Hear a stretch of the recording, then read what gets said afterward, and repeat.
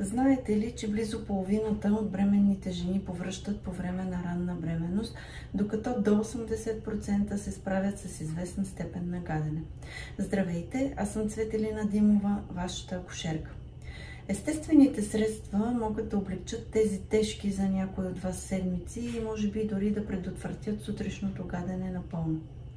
Смутитата са чудесен начин да се снабдите с хранителни вещества по време на бременност, особено когато да не можете да приемате много плодове и зеленчуци. Те могат да заместят питателни и вкусни ястия или закуската на бъдещата мама.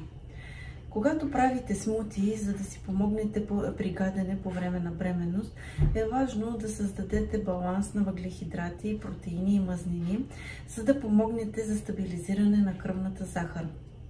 Също така е важно да включите разнообразие от плодове и зеленчуци, за да получите комбинация от витамини, минерали и антиоксиданти за вас и вашето бебе по време на бременност.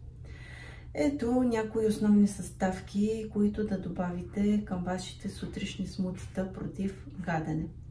Авокадо, банан, горски плодове, зелена ябълка, кел, спанак, бадеми, кашу, орехи, ленено семе, семена от чия, ядкови масла, протеинна прах, кокосова вода, бадемово мляко, портокалов сок, вода с лимон, джинджифил, лимонов сок.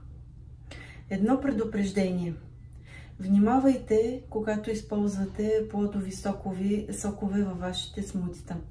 Въпреки че плодовете снабдяват тялото ви с витамини и минерали, плодовият сок е с високо съдържание на естествени захари, което може да причини скок на кръвната ви захар и да влоши гаденето.